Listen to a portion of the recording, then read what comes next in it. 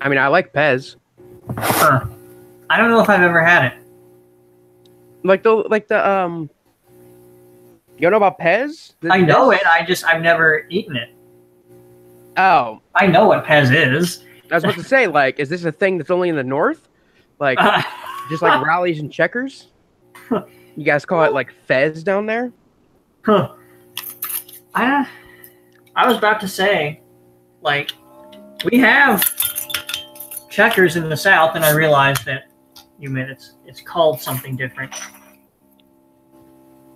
Yeah, checkers and rallies. Yeah. I haven't had it in forever because we don't have it in North Carolina. Oh, God, they have the best fries. I know. I used to eat them all the time when I lived in Florida. But we are on the air. This is the first stream in a while. Yeah. Because, well, we've been busy. Well, you've been busy, and understandably so. Yes. I don't blame you. But we're here tonight to watch a TV movie from the 70s, which I'm pretty sure one of the last times you picked the movie, it was also a TV movie, because before this... Was it Dark Knight of the Scarecrow? Yeah. Oh, yeah. That was the last, like, single movie you picked, and like, after that we did the Halloween special, but... Mm-hmm, mm-hmm. Here we have the spring special, I guess. Huh. Equinox special. But go ahead and introduce the film. It is a movie called Killdozer from 1974.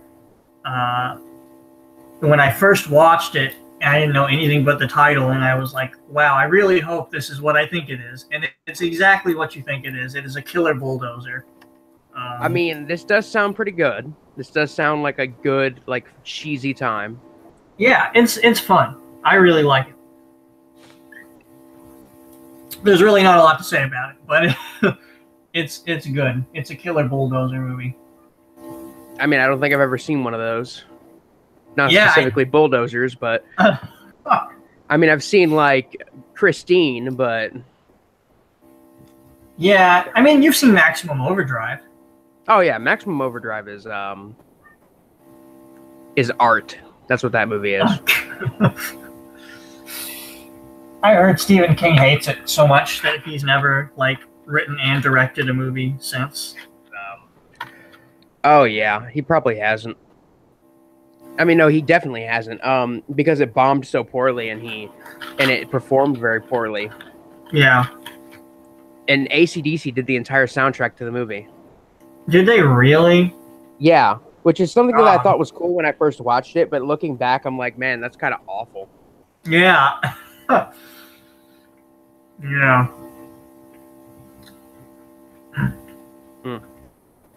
All right, but let's just get this thing started. The old count of three. You got it. 1, 2, and 3. I was a little surprised when you said that you hadn't seen this, to be honest.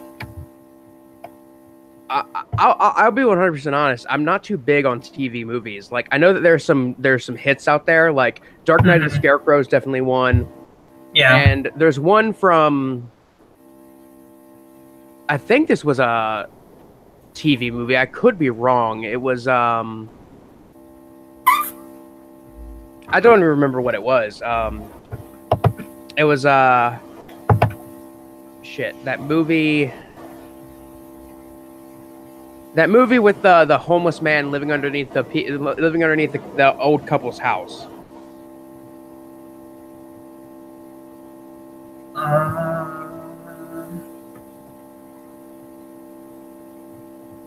You're not talking about... Let me see if I know the title. I do not remember the title for the life of me. I watched it last year. Oh, you just watched it last year? Yeah, it was. That's not what I'm thinking of, because I... Well, it's not a film from last year, but it was a movie like with an old couple, and they find out that there's a homeless man living in their basement, or living in their like crawl space, Oh, it was called Crawl Space. That's what it was. Oh, Crawl Space. Yeah, that one. I'm pretty sure that's a TV movie, and I really like that one. There's like multiple different Crawl Space movies. Yeah, the other one is the one with Klaus Kinski, where he's like a Nazi. Was it the 80s Crawl Space movie? I'm pretty sure they were both from the 80s, actually. Oh, great. Or maybe. I know that the Klaus Kinski one was from 86.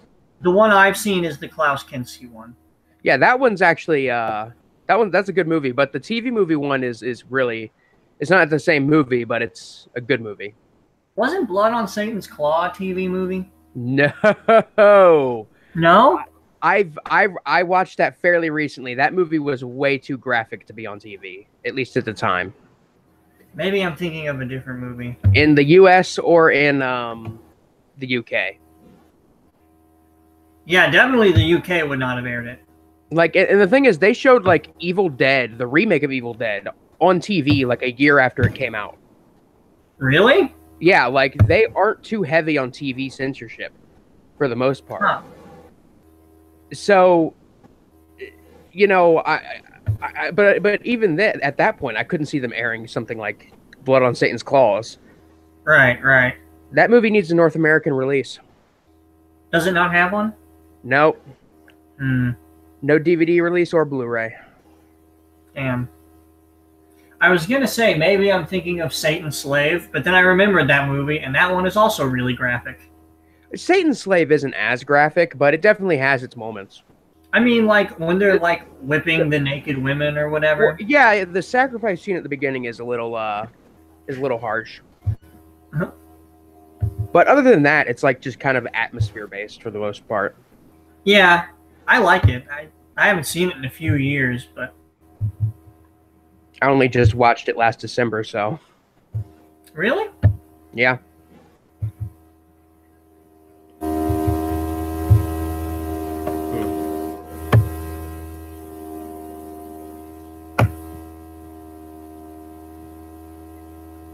They should have cast Ernest Borgnine as one of the construction workers.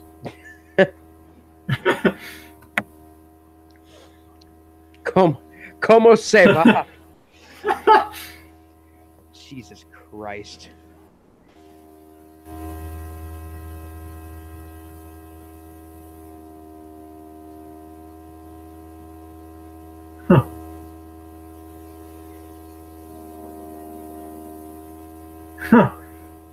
This is how blue-collar workers act.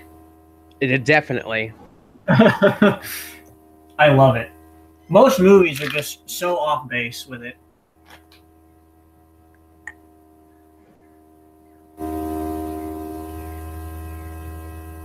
But nobody is worse at portraying blue-collar people than Sam Peckinpah. Literally the worst. If you're a working class person in his movies, you are a rapist. That's the rule.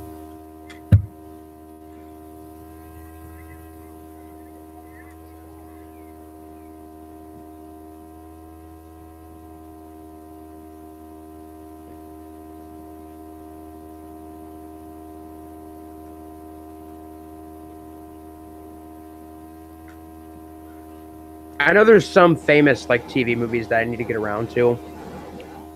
Like Don't Be Afraid of the Dark. That's like one of the big ones that I haven't gotten around to.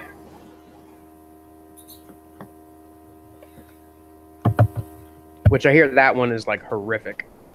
I think Summer of Fear a TV movie? Yeah, I think it was actually. It was. Yeah. Summer of Fear was really good. That's really how my enjoyed professor got to write Deadly Blessing, was because he knew the guy who wrote Summer of Fear. So now I want to watch it, but I haven't seen it. It's good, and Linda Blair is good in it. Well, yeah. But, you know, who doesn't love Linda Blair? Right.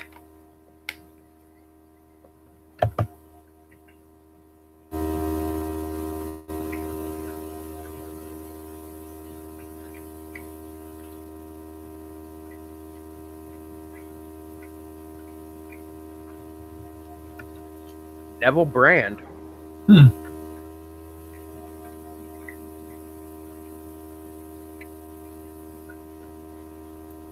I still haven't seen. What was that one movie he did? Shocker or something? Oh yeah, Shocker. Have you seen that one? Yeah, I like that one. It's I remember always like DVRing it when it aired on cable. And like watching the first 10 minutes of it because I knew it was a Wes Craven film. Mm-hmm. I watched the first 10 minutes of it and then I would get bored and turn it off. Oh. So just last year, I finally got around to watching it all the way through. And the movie runs for like 2 hours, surprisingly. Wow. And I can understand why I turned it off when I was younger. It's not a particularly like violent or scary movie, but it's very enjoyable. A lot of fun. It's genuinely fun. It's worth a watch. It's a solid Craven effort. You know, I've yet to see a Wes Craven film that I would say is bad. Same. I need to watch more of his TV movies, though. Like what? What are his TV movies? I don't remember. Invitation to Hell was one of them that he did in the 80s. Which that's another one of his films similar to Deadly Blessing that just flies under the radar of everybody. Yeah. Uh-oh. They found the alien rock. That's how Pennywise came to Earth. Huh. This is in the Stephen King universe. Killdozer. Honestly, I wouldn't deny it because I mean Maximum Overdrive is based on a short story he wrote, and I mean we all know Christine. Yeah. Like he's a big fan of things like this coming to life. Uh-oh. Plus, there's the absolutely amazing scene in Maximum Overdrive where it's Stephen King's cameo, and he's like trying to get money out of an ATM, and he's like, "This ATM just called me an asshole." Huh? I still need to see it. It's very fun. Cheesy. Mm-hmm. But very fun. I'm upset it doesn't have a nice like deluxe release or anything. Like even the DVD of it is out of print, which is why I was so excited when I found like a double pack of Maximum Overdrive and some random Arnold Schwarzenegger film together, because I was like, I'm getting this for Maximum Overdrive. That's the only reason to get this double pack. The Schwarzenegger movie wasn't good? I haven't watched it. I'm not too big on Arnie. I do like... Me neither. I mean, I do like Predator, and I think Terminator... The Terminator movies are really good. I think the second Terminator movie is like the best action film probably ever. Yes, Terminator 2 is actually amazing. Like, it's weird how good it is. It's honestly shocking, and it proves that action films don't just have to be dumb, like fun. Like, they can actually be well put together. They can be good movies. They don't always have to be schlock. Yeah, I think Predator's a good action film, too. Although I prefer the schlock most of the time. Huh. Yeah, I mean, most of the time I just don't even watch action films.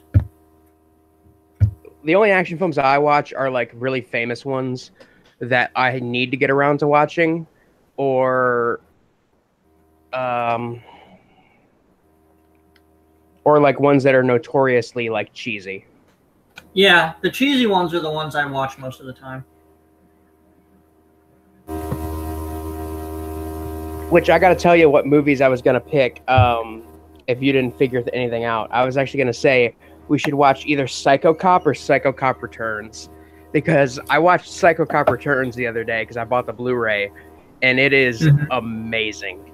It is like honestly a lot more enjoyable than the first one, and the first one was very fun. Huh. Do you own both of them? No, the first one's out of print like crazy. Oh, man. But the second one isn't? The second one was for a while, and it was never released like on home video completely uncut in its original aspect ratio. So it was like, yeah, you can watch it in full screen, and it's uncut, but it's in full screen. You're missing most of the image. Mm-hmm. But with this Blu-ray, they completely restored it, which is very nice.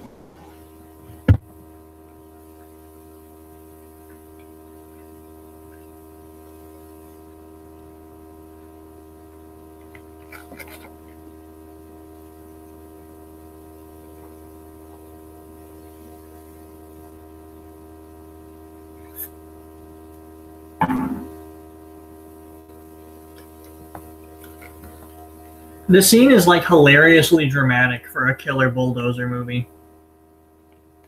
It feels over the top. Yeah, like, in a way. It is. Like taking itself way too seriously. But that can make a bad movie even more enjoyable, honestly. Oh yeah. That is often when it like becomes perfection. Like when it knows what it's trying to be and then it becomes self-referential, then you have Chris Seaver and... Yes, exactly.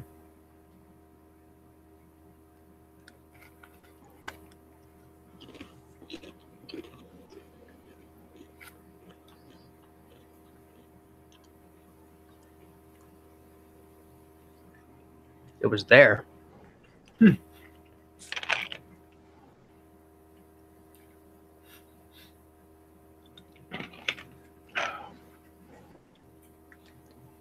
3 out of 10, no blackface. You know, there's something actually I realized about like Kathy's Curse. Mm-hmm. And it's that the film is like unintentionally brilliant because it's a complete subversion of like the stereotypes and cliches of possession films. Really? Like in a lot of possession films, when like the medium shows up, like they at least make a little bit of progress. But in Kathy's Curse, the medium shows up, gets scared, and runs away. Huh. And like anytime anybody tries to help her, she just like overpowers them because she has a never-ending list of powers. And there isn't even an exorcism in the film. The problem just kind of solves itself in the end. That's amazing. Which is insulting to everybody who like died and suffered and tried to help. I like it.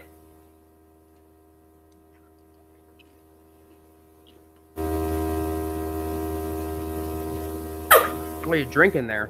Orange soda? Peach soda. Oh, peach. Yeah. Fancy. I'm not a big orange soda guy. Oh, no, me neither. Ever since I woke up at 6 a.m. when I was like in the 4th grade, and on a weekend, I woke up at 6 a.m. and I ate a whole box of the Pops cereal from Post and drank like 6 cans of orange soda while watching Sandlot. I remember this so vividly too. Ever since then, I can't do it as much anymore. Dude, that sounds horrible. Yeah, it was pretty bad. I've done that too, like not knowing when to stop with something, and then like get sick and can't eat it anymore. It always hurts because it's usually like really good stuff that you really enjoy that it happens to. Yeah, I know it. Like recently, I realized I've been drinking a lot of Mountain Dew because that's like kind of my go-to. So I've been breaking it up and I've been drinking more Dr. Pepper. Because I just randomly bought it one day because I was like, I haven't had a Dr. Pepper in years.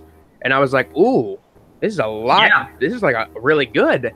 And the thing is, I used to really love Dr. Pepper too and would drink it all the time. It used to be my go-to. Ah. I had to take a few years off. Yeah. It's nice to like give things a break for a while and then come back to them. I like how I'm standing here saying I've been drinking too much Mountain Dew and I'm drinking a whole 2-liter. Like,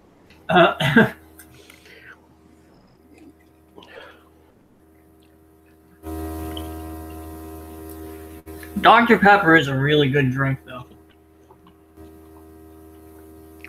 It is.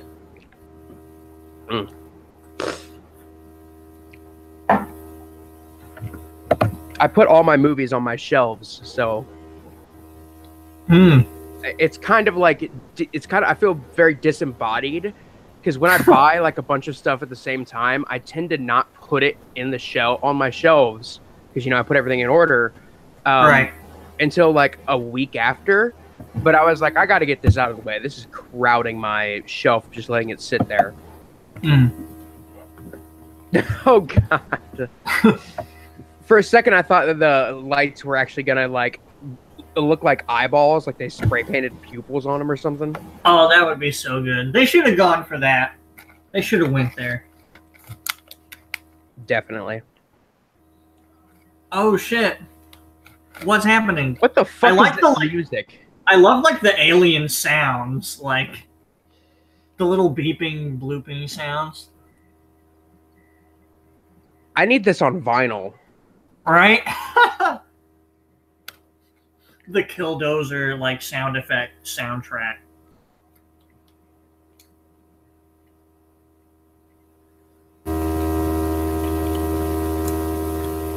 Huh? What? He's like way more hurt than he should be.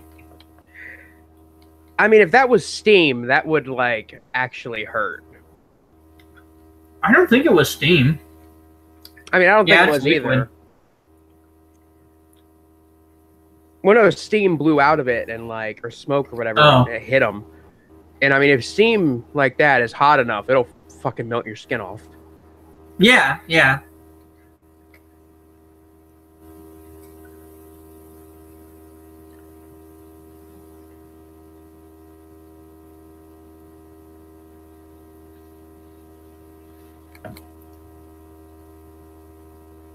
They buried him on the construction site.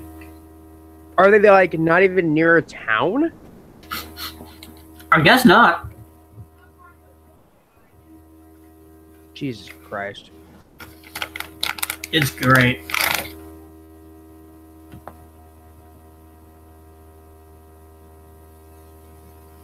Like they're acting like they're in another country on a deserted island. Right? Like,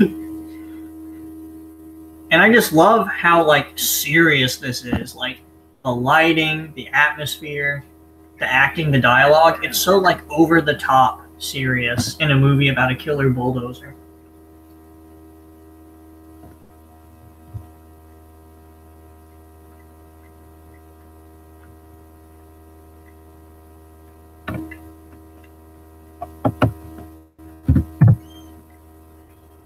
I've known about this movie for a while, but it was one of those movies that I was just like, yeah, it sounds interesting, but it's a TV movie. I don't want to... Yeah.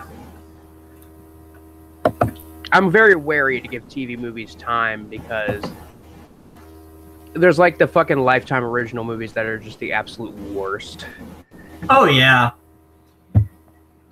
Like I don't know. It just feels like there was a time when TV movies could be cool, but I think we're like past that time. Definitely. I remember years ago, like some 10 years ago, I saw this Lifetime original movie, and it was a horror movie, and it was like this woman, and she kept like having blackouts where she would just do things, and then she would not remember what happened.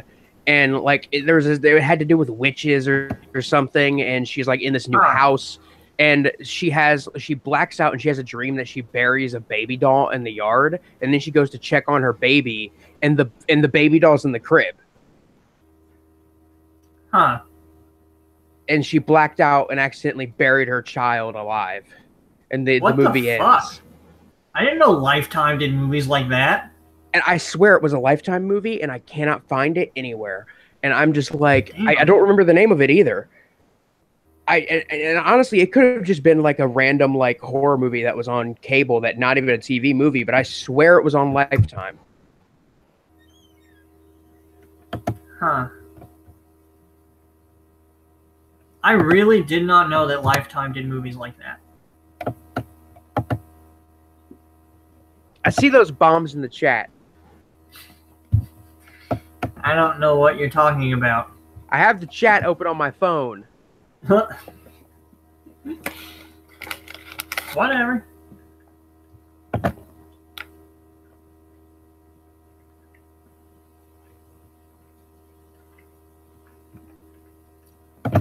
I think probably the most cancerous thing ever is Lifetime in December. I don't want to talk about the TV movies in December because there's like 30 of them that come out every year, and my dad loves to watch them. No. And it's always the same garbage over and over again. Yep. Like, there was literally one I sat down and watched with my dad, mainly because like I was just in the room and I had nothing else to do with my time. Mm-hmm. And it was like called The Christmas Hat or some shit like that. And it was about a hat store that sells Santa Claus hats. And like it's like a family-run store that sells Santa Claus hats. And they keep like the traditional ones at the front and then like the specialty ones in the back. And it's like, and they bring somebody in because they're not getting good business. And this woman is like the love interest of the main character who is like the manager of the store. And she's like, I remember there being a scene specifically where she's like, you should put like some of the sports team hats up front. So that way a woman coming in just to get a traditional hat, you know, put the traditional ones in the back. So that way somebody coming in for a traditional one, they'd walk through all these aisles of specialty ones and maybe buy the more expensive specialty ones. And I'm just like, why is this in the movie? And then they like develop a relationship and fall in love and like get married. And I'm just like, over helping the hat store do better? And this could have been in another movie that I watched that was a Lifetime Christmas movie.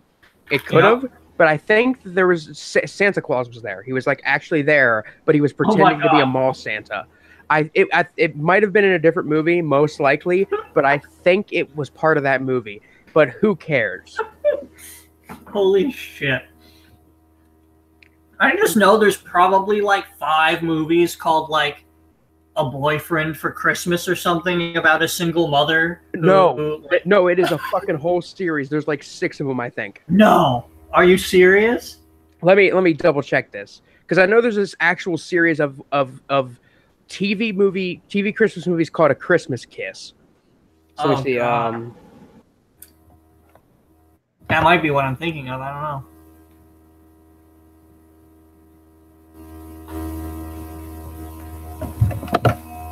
Okay, it was a Hallmark movie, not a Lifetime movie. A Boyfriend for Christmas.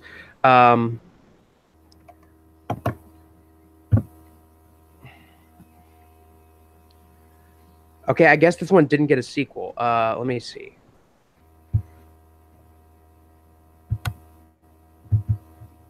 I like how we're talking about this in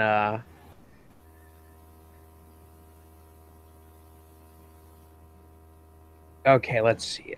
Christmas Kiss 4?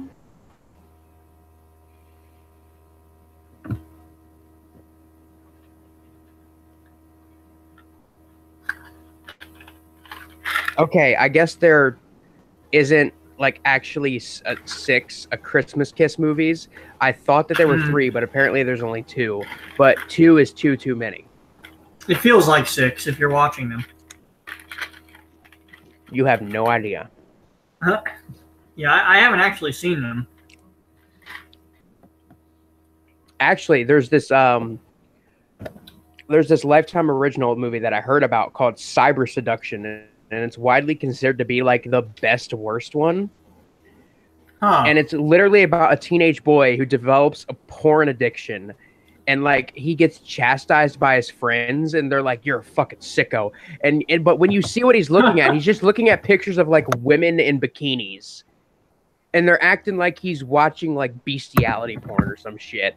And it's so I haven't seen this myself. I've only seen a review of it, but it looks so like hilariously just like awful, and it acts like this is something that is like extreme, and that this is something that like only happens occasionally, when it's like, look, every male teenager in America has a pornography addiction. I can confirm that for you right now.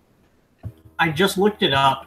Cyber Seduction is Secret Life. Like, holy shit. Oh my god. This looks terrible.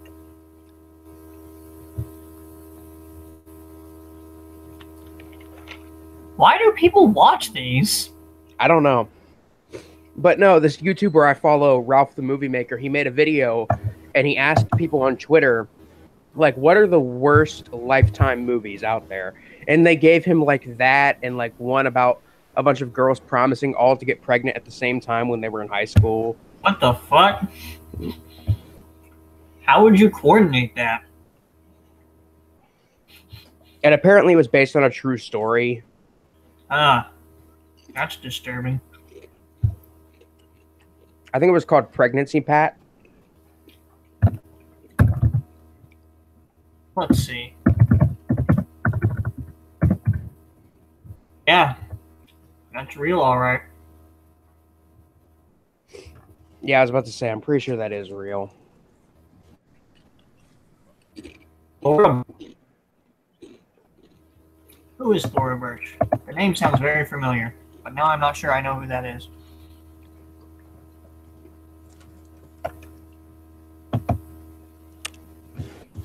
It looks terrible.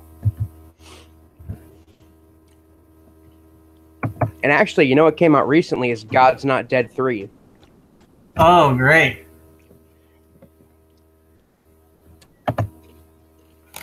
So, you know, there's another one. Huh.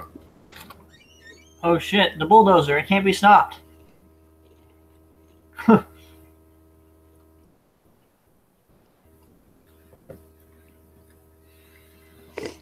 This reminds me of that Jaws ripoff that's like, that's a lawnmower on a golf course. What's that called again? Blades? Yeah, it's a Troma film. It's actually on YouTube because Troma puts like most of their movies on YouTube now. Huh. It's very, very fun. That one was pretty funny.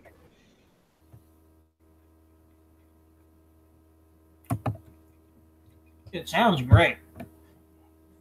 Honestly, out of all of the Jaws ripoffs, it's like the most like wacky, out of place one. Like I've heard some Jaws ripoffs, you know, like Snow Beast. That's a pretty far fetched like Jaws ripoff. But yeah, it pretty much is a Jaws ripoff. But then you have Blades, which is about a sentient, murderous lawnmower. Like it's hard to top that. It's so far away from being like Jaws that it's almost its own thing. If it wasn't for the fact that it plays out exactly like Jaws, pretty much scene for scene. I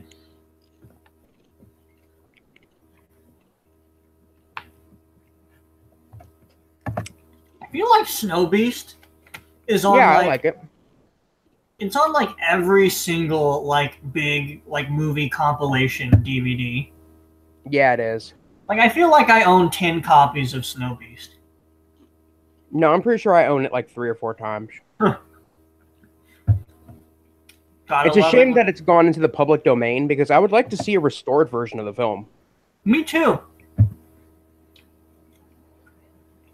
You know, I mean, it took us this long to finally get a restored version of Night of the Living Dead, you know? Yeah. I imagine that a restored Snow Beast will never happen. Definitely. Because it's not like, you know, Nosferatu or Metropolis or... Yeah. You know, Night of the Living Dead, Carnival of Souls, Haxan, like those films that are in public domain, but they're fairly famous films and important films, so they get restorations. Yeah. And, you know, that's a shame. I feel like I like Snow Beast more than most people, and I would buy a restored copy of Snow Beast. Man, I bought a restored version of Manos: The Hands of Fate, and honestly, I've got to say, I love Manos now. I honestly love it. Seeing it restored changed things, huh? I mean, the version I saw when I first watched it was restored. I didn't watch the crappy old version. Huh. But it was, like, terrible. Like, it's one of those movies that most definitely, if you're going to watch it, you got to watch it with people.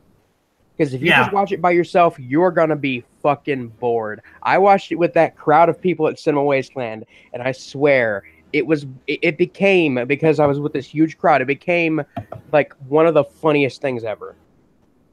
Like just the littlest things that I was like, man, that's kind of annoying. You know, when I first watched it by myself, were hilarious. The crowd makes it click. Oh yeah, and we were just cracking jokes the entire time. It was like doing your own riff tracks. Nice.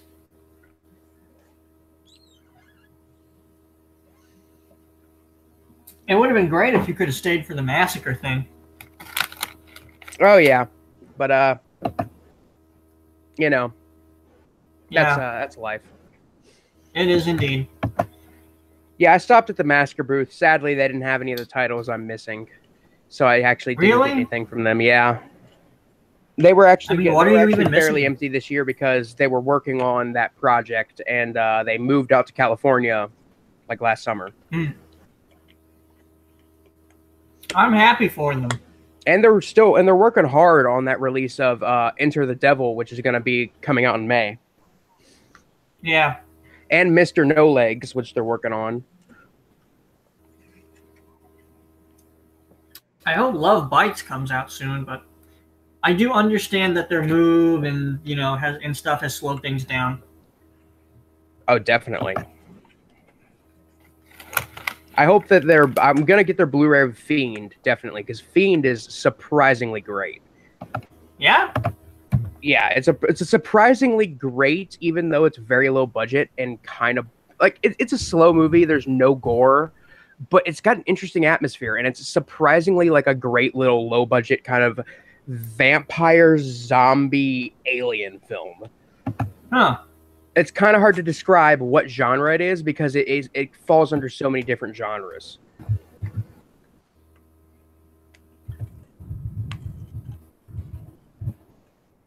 But like the guy who made The Fiend, Don Dohler, he's like a famous low-budget filmmaker, and I've seen a couple of other of his movies, and I've got to say, I dig his work. It's very, very fun. Yeah, he's got one that Troma has the rights to called Night Beast, and it is an amazing film, an amazing like alien slasher film. It's got gore. It's got like a guy in a monster suit. It's cheesy. It's corny, but it's very, very fun. I'll have to check it out. And that's another one that's on YouTube. Huh. Damn. That's nice. Yeah, I follow the Troma Movies YouTube channel, so like they upload, every once in a while, but they have a very big roster of pretty much all of the kind of minor titles on there. I think that they have the Toxic Avenger on there and stuff like that, but some of it, they can't have on there, like Blood-Sucking Freaks. They couldn't put that. Did you ever see Igor and the Lunatics? Yes, actually, I watched that one semi-recently, and that one was really bad. Yeah, I own that one. Like it was definitely like really rough around the edges. Like I can see, like why I've heard people call it disturbing, and I could definitely see why people would say something like that about it. But at the same time, it was just kind of insufferable.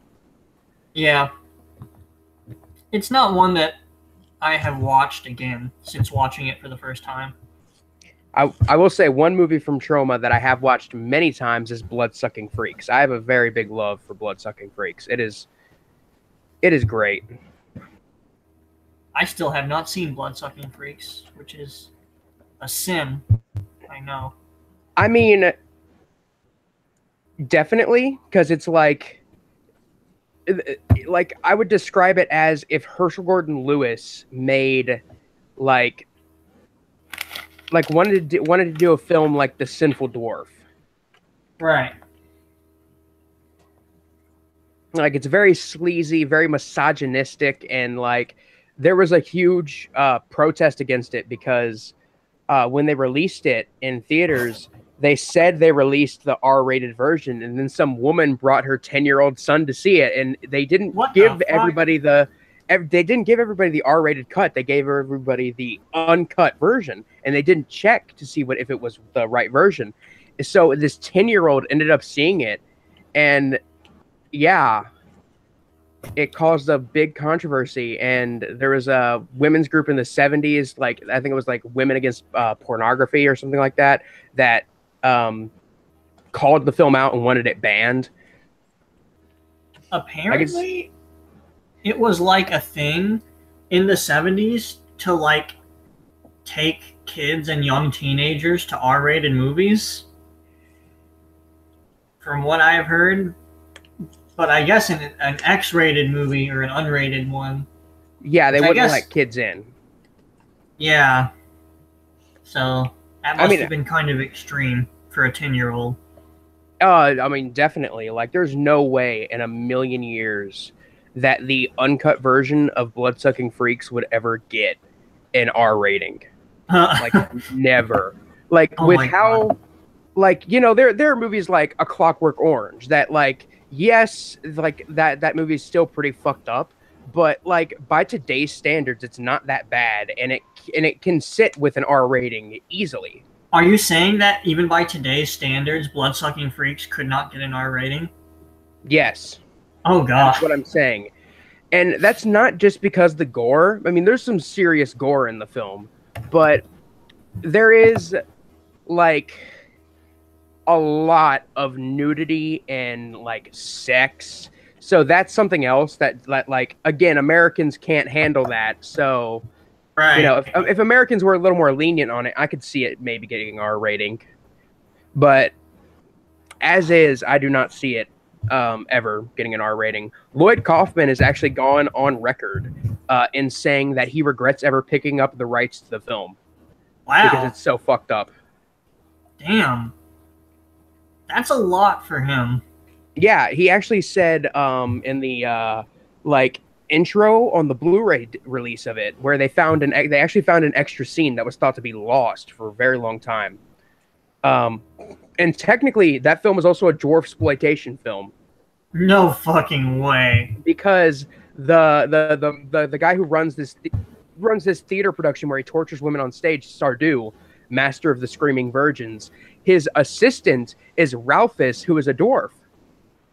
Fucking Ralphus, the dwarf. And there's actually a scene where Ralphus sucks Sardou's dick. And they cut it from the film, and they thought it was lost, and they actually recently found it. Oh my God. And yeah, on the intro to the Blu-ray, Lloyd Kaufman says, you know, there are many movies that, like, you know, stand the test of time and are still disturbing to this day. And he gave, you know, like, Cannibal Holocaust and A Clockwork Orange as fine examples. And definitely those films, I mean, are pretty rough around the edges and are definitely still pretty fucked up, I would argue. Yeah. But he compared Bloodsucking Freaks to movies like that. And I would pretty much agree. Huh. And it's a horror comedy too. Like, it's meant to be comedic. Wow. It sounds ambitious, I'll say that. It was shot in like a week. Holy shit. In a dude's basement. Like, well, at least most of the like torture room and backstage scenes were shot in a basement. Huh. And the director was the fat guy from Alice Sweet Alice. Oh.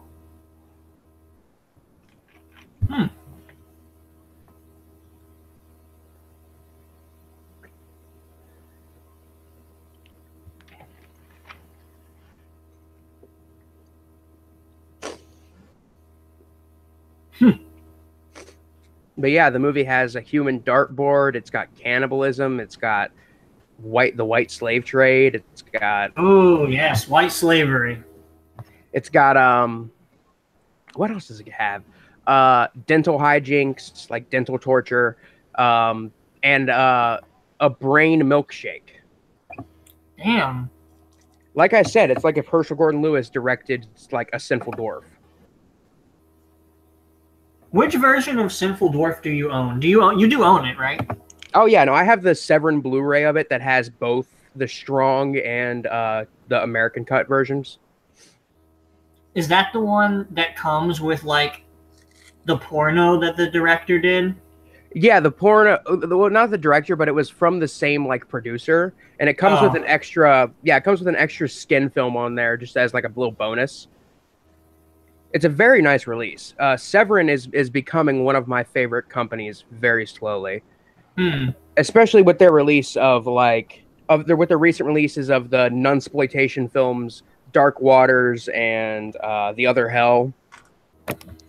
If I had more money, I'd love to pick up some of their titles, but I haven't actually been able to buy a movie in a while. It's okay, Andrew. They keep cutting my hours.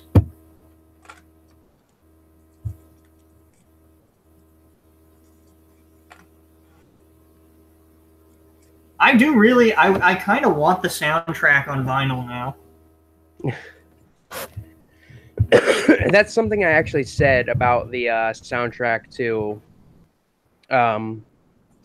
Manos when we were watching it. I was like, because you know, I know you haven't seen Manos, but there are scenes where like the music will play for like a solid minute and a half and then stop for like 30 seconds and then start up again. Huh. And it's just the most hilarious shit ever. And I remember saying as I was sitting in there, I was like, man, I want this soundtrack on vinyl. Huh. And the people in front of me just laughed.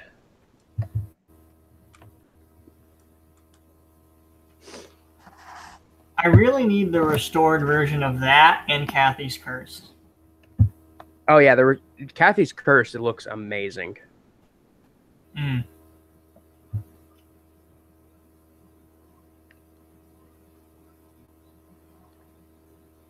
Which, with that Blu-ray of Kathy's Curse, that Severin did, it has both the like original cut and the like weird ass cut that like is on every single public domain release. That's really confusing. Yeah. So the original cut actually explains it a little more, but it still makes no sense. Have you ever seen Axum?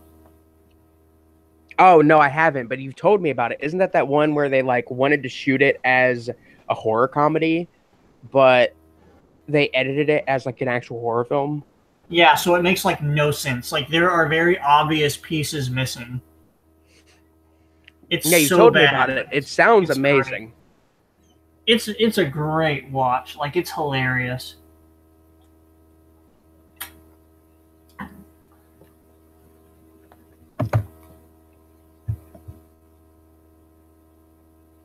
Huh.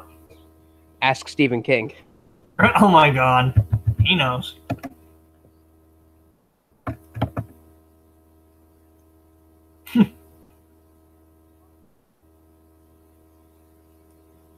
I actually also picked up Eaten Alive. I still gotta watch that. Oh yeah, me too. I think. Was that from was that Arrow? It was Severin. Okay, I'm thinking of a different movie that I got like a while ago.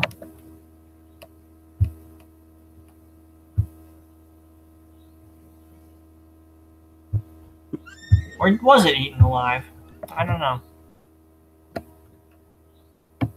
I've still got to watch it. I mean, I just bought it, but I've been wanting to get around to it for years. That's the cannibal one, right? Yep. Oh yeah, I pre-ordered that one. If it's the one I'm thinking of. I think it is.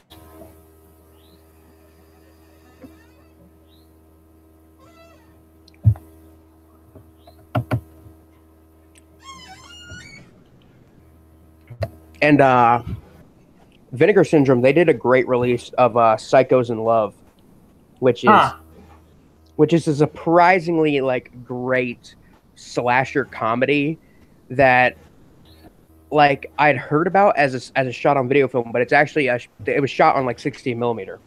Oh wow!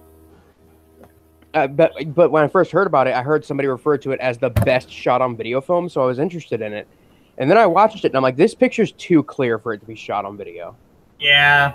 But it's still an absolutely amazing slasher comedy about two serial killers who fall in love over their common hatred of grapes. Grapes? Yeah, they both hate grapes. And they literally go on dates. They go on dates with like random people.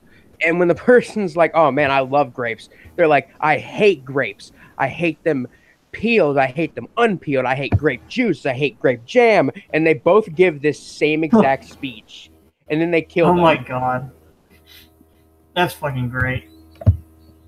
But on the Blu-ray from Vinegar Syndrome, there's like a big ass sticker on the front that says, Psychos in Love.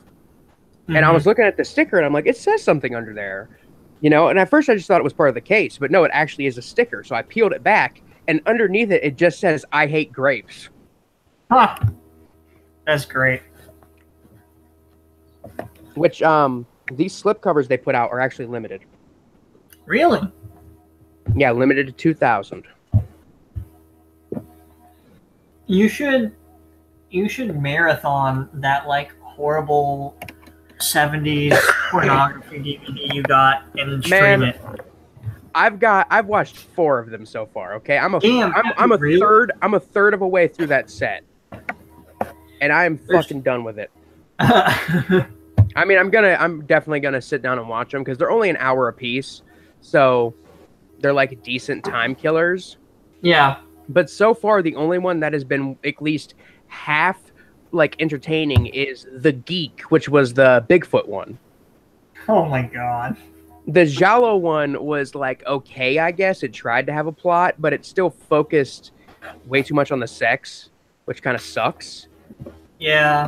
Because it's not even good, right? Like, no, it isn't. It's shot, like I said, 70s pornography is shot in this way that it just feels disgusting. Yeah. And it really sounds bad. This set is really fucking bad. It is. Honestly, I don't know how I've been able to sit through all of these movies, but it's amazing that they used to show shit like this in theaters back in the day.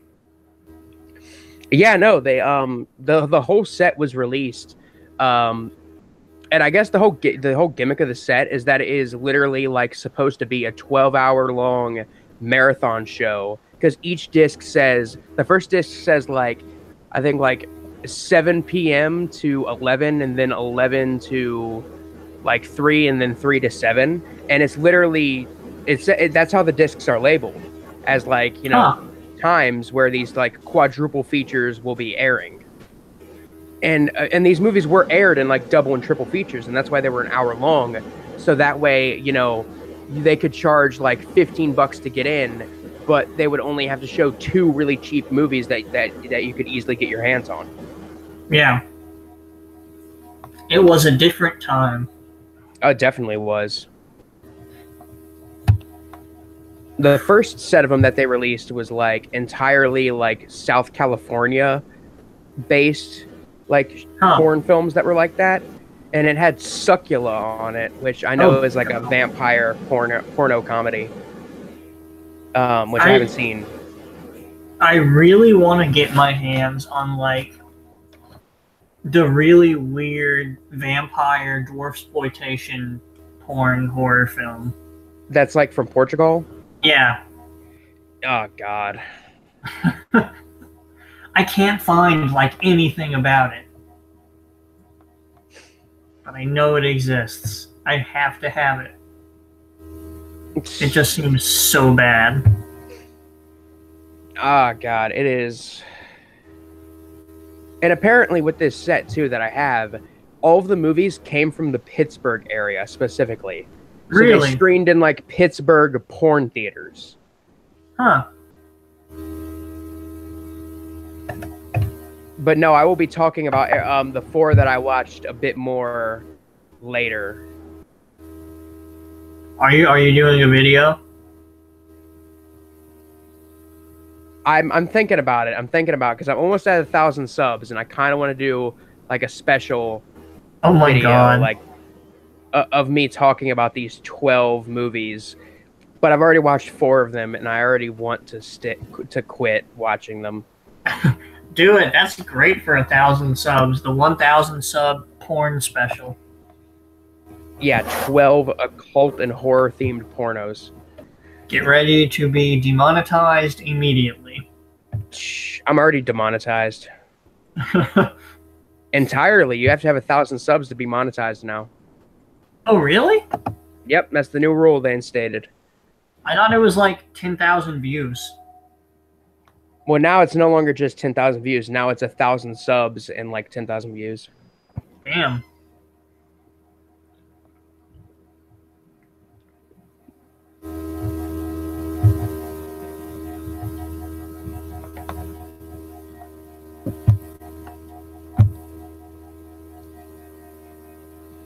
which I'm gaining subscribers like a bunch at a time. So I'm like, I'm slowly getting there. I'm only like 17 away from 1,000. It seems like you've got some momentum going with your sub count. Yeah, I looked at the analytics for it, and I've gained like 50 subscribers in the last 28 days. Damn, that's good. Yeah. But no, I am going to talk about these films on this stream, actually, once this movie is over. I definitely want to hear more about them. Yeah, because goddamn, are these movies something? Huh. Actually, wait. I think I've watched like 5 of them so far, actually. Oh, God. I need to double check. Let me just...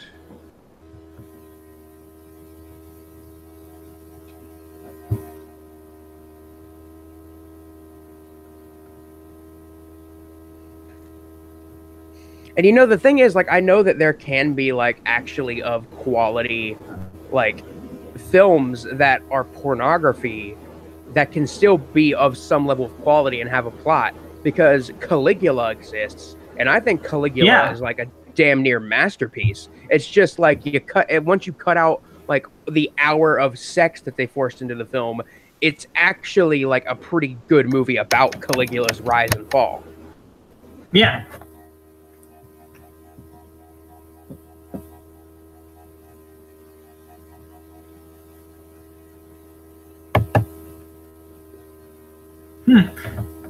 It says that the last 30 days you've gotten 12,683 views. God. How many of those do you think are from Lust of the Dead 2? Or your Lust of the Dead review? Probably a decent number of them. Those get a lot of attention still. It's... How many views does that have? It's got like a ton. Yeah, it does. It's honestly just clickbait, honestly. Like, it's... Like, I haven't even covered the third one, and I told myself, like, I'd cover one every other year. And it's been, like, 3 years since I reviewed the last one, or 2 years. Or no, I've said I'd review one, like, one of them this next one, like, year after year, and I still haven't, because I really don't want to talk about them again. Yeah. I'm just waiting for Evil Bong 777. Fuck off. I saw the fucking booth there for Full Moon, and they had Blu-rays of 666, and it made me want to die looking at them. Oh, you should have gone up there and harassed them. I didn't want to get kicked out.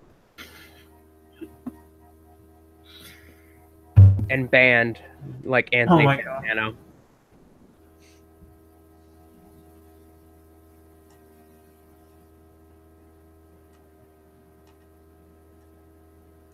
Oh shit. It's dropping rocks. How dramatic.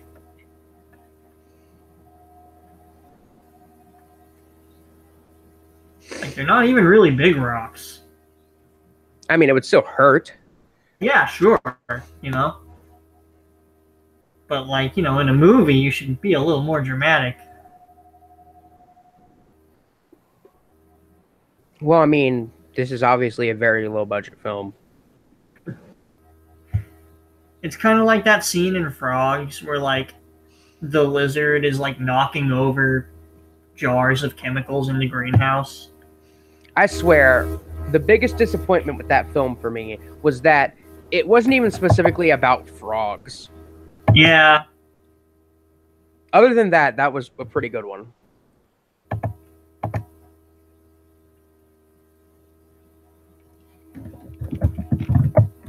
Like, I was surprised by how much I enjoyed Frogs. I really like it. Everyone seems to hate it, but I love Frogs. I mean, it's cheesy as hell.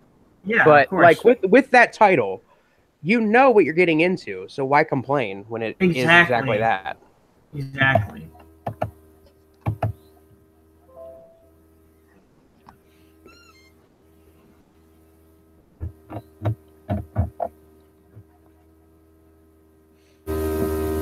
Damn. This video has over 1 million views. What, this movie? Yeah. 1 million people watching Killdozer.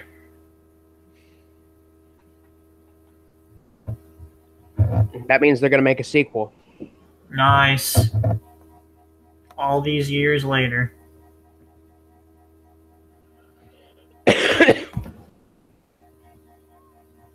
Huh.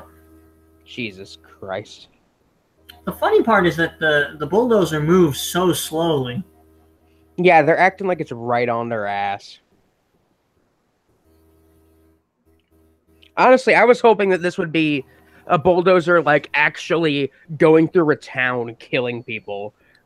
So I'm a little disappointed, honestly, but I do like the almost slasher film kind of nature it's going for. Yeah, yeah. But instead of the killer, it's like a bulldozer. Or like Jaws kind of thing it's doing.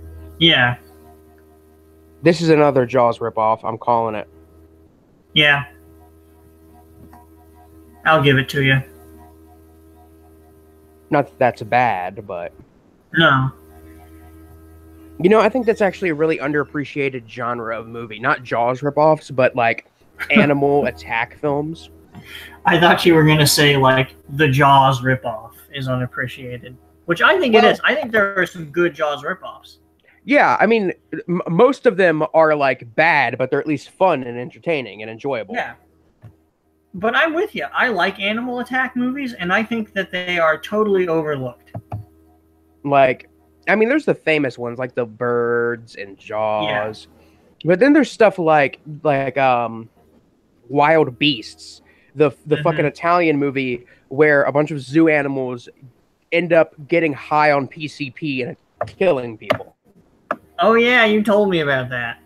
That movie is, like, amazing. It is a work of art. And then Day of the Animals is another really great one. I haven't seen that one yet. I still need to see that. I still need to see Grizzly. Grizzly, yes. I need to see that one, too. Because that one's, like, the most famous Jaws ripoff. Yeah. That wasn't, like, blatantly like, oh, this is a shark movie. Huh. And, of course, the famous scene where the bear jumps up and attacks the helicopter. Anaconda. Yes, Anaconda. My God, I love Anaconda. And Arachnophobia. Lavalantula.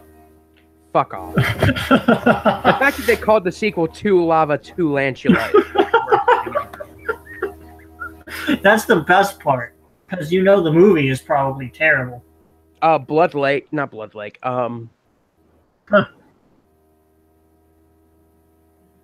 Piranha.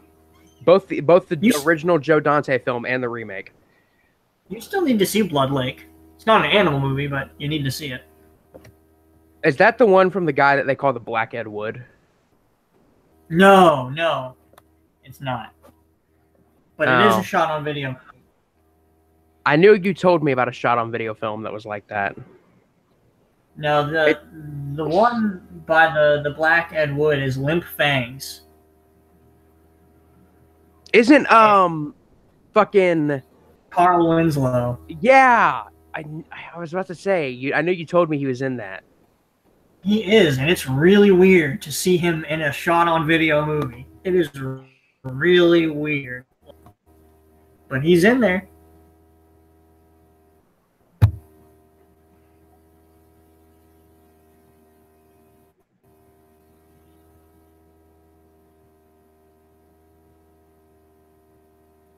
I also think body horror films are really, like, underrated, honestly. Because, I mean, there's, like, the real famous ones, like The Fly. But then there are, like, a lot of ones that are more underground and kind of obscure. Like, Society is one that... Society has definitely gotten a cult following, but it was really forgotten for the longest time. Yeah. And, Street Trash. Street Trash is great. Street Trash is great. Mermaid in a Manhole. I still need to see that one. That's an amazing body horror movie. The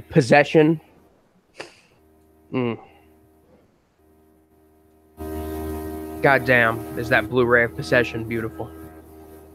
Mm.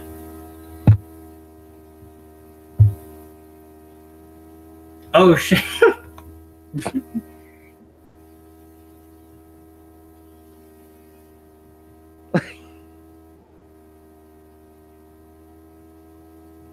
Like, just get out and run. It's moving very slowly. Yeah, this is really, like, overly dramatic. I love the constant, like, zoom in. Jesus Christ. Are you serious? Why are you gonna let it get that close when it's going so slow? They're, like, shooting it up at an angle so it looks like it's massive.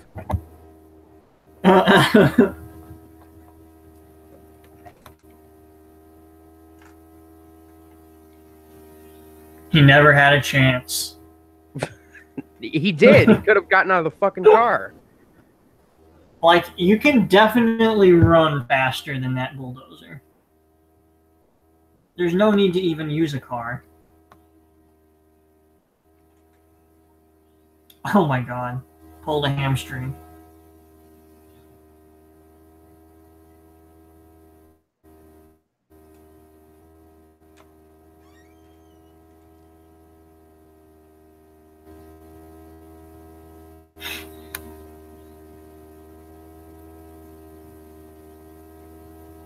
Are they gonna have a mech fight, but with construction Oh equipment? my god. Killdozer is the best mech anime. Oh my god. Yes, confirmed. Killdozer is the best. I love how they're having to shoot it in a way that makes it look more exciting than it is. Yeah, because this is like if this was just shot completely flat, it would be boring. Oh yeah. Everything is moving so slow. Like, construction equipment moves very slowly.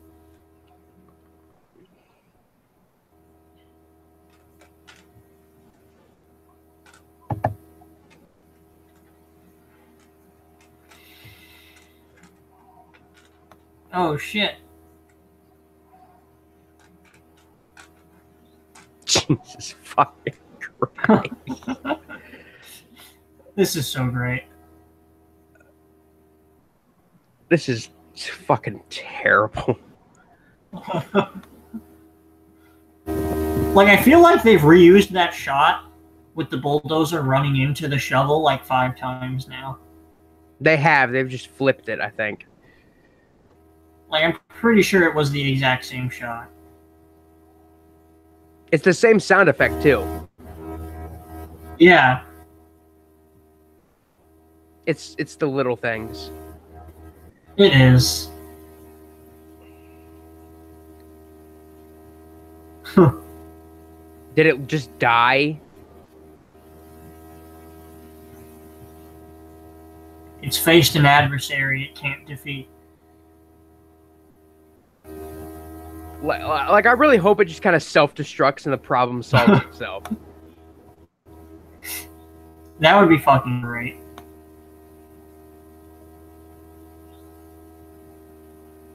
Oh shit.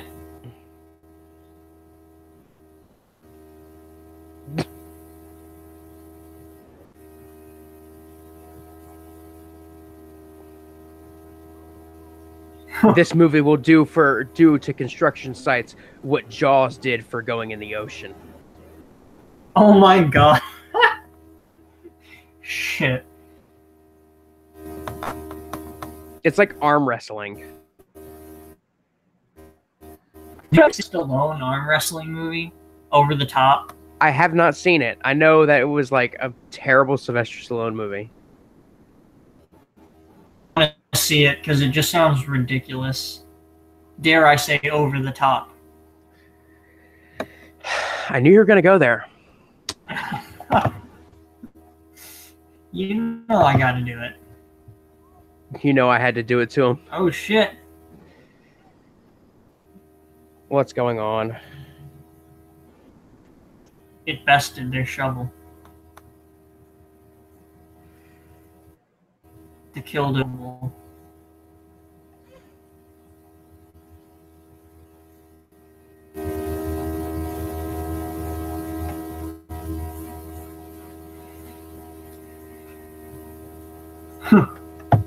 I mean, you can. You just blow it up.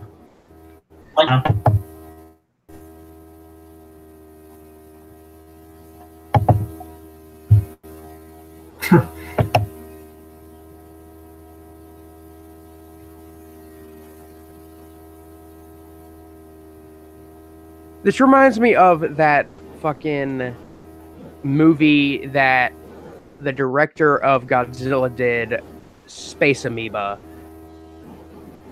where it was literally a ghost from outer space that manifested itself as a giant octopus and attacked a village. And then once they killed it, it went into the ocean and transferred its soul to a crab, which it then mutated into a giant crab. And then once they killed that, it transferred itself into a human. And it became the oily maniac. Only if. That movie the fucking Godzilla director did, Matango, about the fucking mushroom people, is legit creepy. Really? It's really unsettling. I mean, the English dub that I watched of it is cheesy, and it kind of draws you out, but the atmosphere is pretty damn good. What's it called? Matango. M-A-T-A-N-G-O. Something like that. It's also known as Attack of the Mushroom People. I have to look into that. Yeah, it's a pretty interesting kind of monster body horror.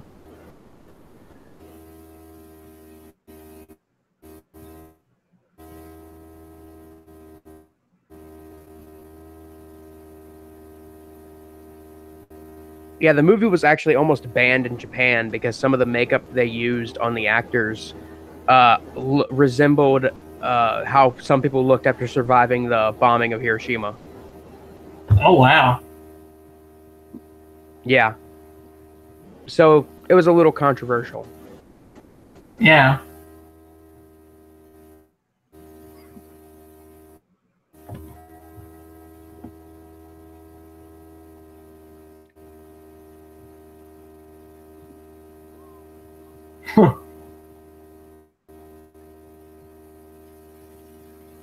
Like, does it have eyes? It's like a graboid. It probably hunts by sound. Oh my god. That's what I want to see. A movie where Killdozer fights graboids. Holy shit. Why did we never get that? That's honestly the one movie that I kind of want now. Or the full moon version, Killdozer versus Demonic Toys. Jesus Christ. Because they've always got to have someone versus Demonic Toys.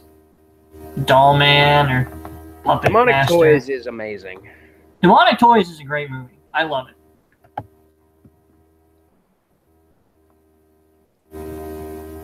It makes no sense, honestly.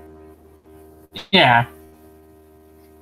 I think my first full moon feature was Puppet Master versus Demonic Toys. I think mine was Puppet Master. Just Puppet Master. Nice. That's a good one to start with. I think I caught it on cable. I didn't know they showed that on cable. Oh yeah, they play it on AMC sometimes. Huh. And I remember. Go on. I remember watching it and it creeping me out, but I was like, man, this is really cool. It is really cool. I kind of prefer Puppet Master 2 to the first one. Oh, me too. Because that one just got a little more cheesy, a little more fun. And Andre Toulon is amazing. Yeah. But the first one is legitimately atmospheric. Yeah, it's really cool. Which is why you should watch the Subspecies movies. Because they're all really good and atmospheric.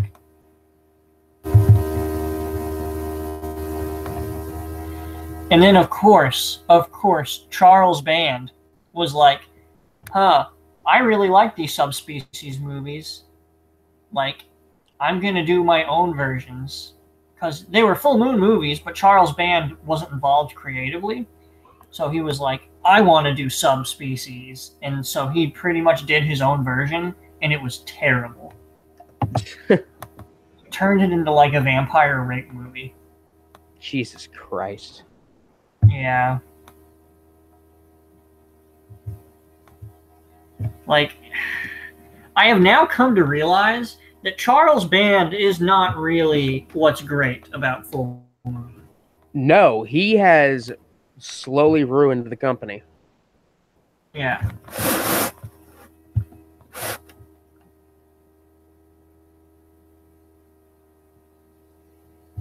He's just trying to make money from all the sequels.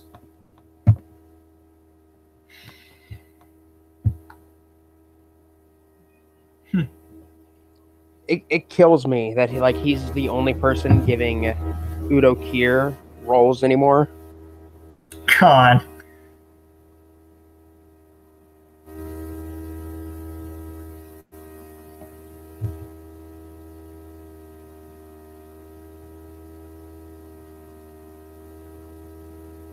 Actually, I was rewatching Ace Ventura: Pet Detective recently. Huh. And man, that movie is still just amazing, honestly. But I realized Udo Kier was in it. Huh. I didn't know that. Yeah, I didn't realize that until I was watching it, and I had to explain to my aunt, like, I was like, "Whoa, Udo Kier's in it." And she's like, "Who?" I was like, "Oh." So I had to explain, like, who he was and why he's amazing. Huh. I did not know he was in that. Yeah, he had a small part in it. Just like the cameo from Cannibal Corpse. Oh, yeah. And I guess he's just doing Full Moon features now, huh? Yeah, he's Andre Toulon now. Oh, is he?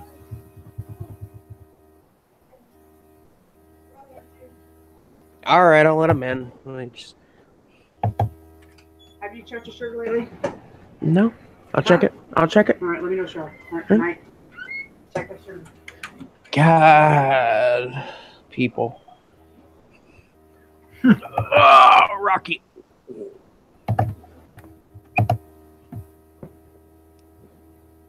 He wants me to put him on the bed. All right. Oh. All right. Yeah, let me talk about these weird horror pornos I watched, because they are something different. Huh. I'm sure. Okay, so they give a description of like all these movies on the inner kind of slip Right. in the case. So I decided to choose the one that I figured would be like at least half interesting, because a combination of the plot and the title alone. And the first one I watched was House of Desad, which I figured, like, well, Marquis de Sade was an interesting person, and his works were all really like horrific. So that, combined with the fact that this movie is literally like they go to some random old house, perform a seance, and the ghost of the Marquis de Sade shows up, and then they have like a weird BDSM orgy. I was like, this could be funny. Yeah. And this movie starts out with like a shot of the house, and it actually looks creepy. And I was like, wow, is this actually going to try for atmosphere? And then literally in the next scene, there's fucking. And I'm not joking. This continues from like 2 minutes in up until like 40 minutes in. And then suddenly they're at the house. They don't explain why they got there or why they're there at all. And they're all standing in a circle. They're all sitting in a circle at this table having a seance naked. And some of them are wearing like BDSM gear and some of them aren't. And then they have a seance and the orgy starts again. And then the movie ends. Like, there wasn't even a cheesy, like, ghost, like, special effect or anything for the Marquis de Sade's ghost. Fuck. That's disappointing. Oh, Rocky. Jumping off my bed. Huh. Oh, there he is. Ugh. But yeah, after that, I decided, okay, I'm going to go with the one that also sounds like just like it could be a lot of fun. which was the Geek. This is the Bigfoot one, yeah. And it's literally a bunch of like people go out to the woods in search of Bigfoot. And it starts off normal, just like the last one did. And then suddenly, this couple is like fucking in the woods, and it's just like, okay, all right, I guess. And then that scene ends, and there's a little bit of dialogue, and then there's more sex, and more sex, and more sex, and then eventually it gets to the point to where like they're all clothed again, and they run into the Geek. They call him the Geek, even though he's Bigfoot. Huh. And Bigfoot just like rapes like all of them. What the and fuck? Then the movie ends. Holy shit. And Bigfoot, like I showed you in that picture, is literally a homeless man with a beard and a gorilla suit with his face and hands painted black. And literally, like, this is the only one so far that I found to be even slightly entertaining, and it's just because of that ending. Yeah, that's pretty memorable. And then there was Come Deadly, which this one was the Giallo inspired one.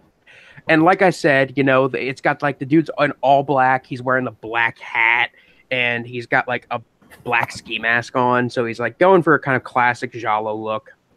Right. But he has like these gray gardening gloves on, and it's weird as hell. And like anytime he attacks a character and they're all women, he just strangles them while simultaneously fucking them. And it's awkward as hell in the scenes because, like, for the actual close-ups, you can tell it's two different people, and that he wasn't actually fucking them while he was strangling them, because you can see his dick just flopping around. Like, he's just running around pantsless half the time. And when they finally, like, catch up to him and figure out what he's doing, he's, like, tries to run away, and he's trying to run on these stairs, but his pants are around his ankles, and he's, like, tripping. That sounds pretty entertaining. That one was also a little entertaining, but not as, like, memorable as the Geek. Then we got the next one, which is, I think, like, the worst one so far, honestly. But, actually, no. Not the worst one so far. Let me just... The House of Desaad was the worst one, which is weird because that one has the highest rating on IMDb out of all the ones that I've watched so far. It's weird. But the next one is Dr. Sexual and Mr. Hyde. Oh my god. And this one was like this scientist, he runs an asylum, and he makes a serum, you know, a classic, you know, remake of like Dr. Jekyll, Mr. Hyde. Right. He makes a serum. Oh god, what's going on? What? Is someone in the chat? No, Hellman's messaging me about something. Okay, but classic, you know, story. You know, he makes the serum, but instead of it being like wanting to separate the good and negative aspects of your personality, it's separating your your inhibitions and like separating like things, like separating being a good person and not being like a sex maniac from being a sex maniac. And he drinks it, and he gets other people to drink it, and essentially just like an orgy for most of the movie. But there's a couple scenes where they actually try to make it look like a spooky asylum, and they set up like red candles and put cobwebs on them, and it actually looks decent. But this whole movie, they're like playing it like, you know, it's just like the same shit over and over again. And then there's a scene where where the doctor meets this girl, and the actress was the actress is 18, but but in the film her character is supposed to be like 16, and he just like tries to fuck her, and then he does, and then there's another orgy, and then at the end of the movie he finds out that the serum that he drank and everybody else drank was actually mislabeled, and they just drank water. So they were actually all sex maniacs the entire time, and they were just hiding it.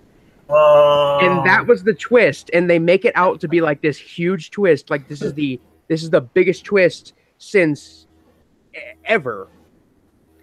But it's not. And then the doctor gets shot in the stomach for no reason. You don't find out by who, and he dies, and then the movie ends. Oh. That's really weird for a porno. Yeah, you're telling me. I watched it. And I've got 8 more of these things to watch.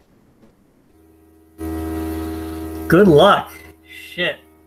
Oh, Rocky's so cute.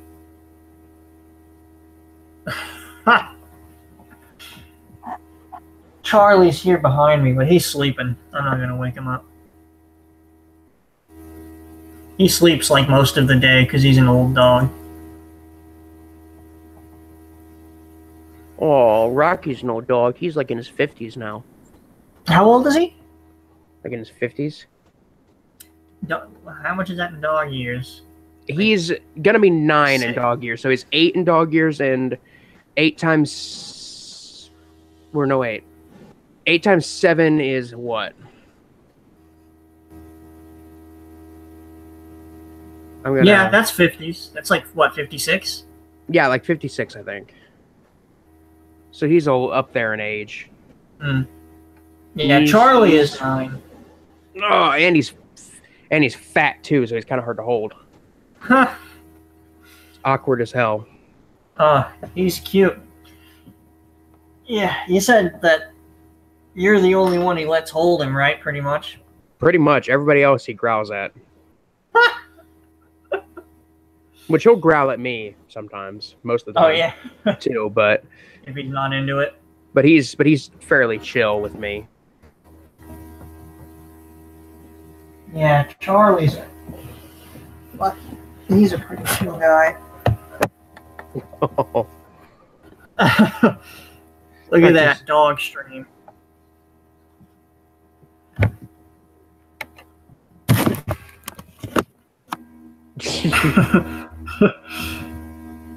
Oh whoa, man! Whoa! Ooh! Oh shit! What? Something wrong? Huh? Oh, is that a problem? Huh. If Charlie was like paying attention and saw your dog on stream, he would start barking at it. I bet Rocky's a barker. Yeah, but he doesn't like notice things like that. Yeah. He's very non-observant. Charlie will do this thing where if we're walking him and he sees another dog being walked, he'll act like he's really excited and like wants to play or wants to smell it or something. And so we used to be like, okay, it's good for dogs to socialize. So we'd let Charlie get close, and Charlie would wag his tail, and then as soon as he got close to the dog, he would like start barking at it like he was going to attack, like he fucking tricked us. Like no, it's okay. You can let me get close to him. He's just really sleepy today. Yeah, right now Rocky's more looking at the left side of my screen where my list of movies is than he is looking at the stream. Yeah, Charlie just has his eyes closed. He doesn't care about any of this. Oh.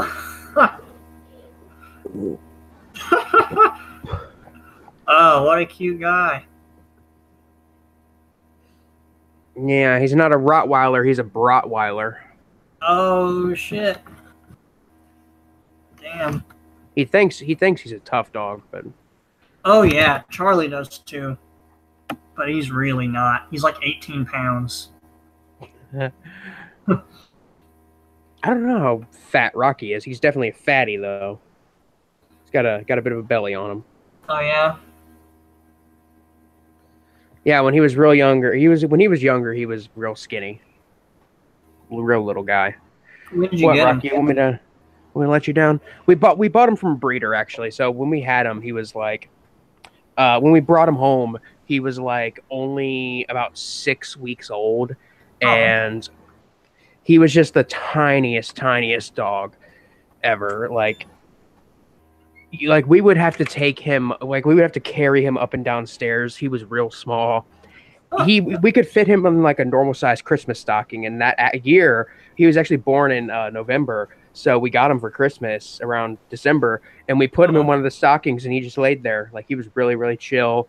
And because he was, like only 6 weeks old, we had to the breeders actually gave us a towel that they like rubbed his mother with because he was scared to let anybody hold him.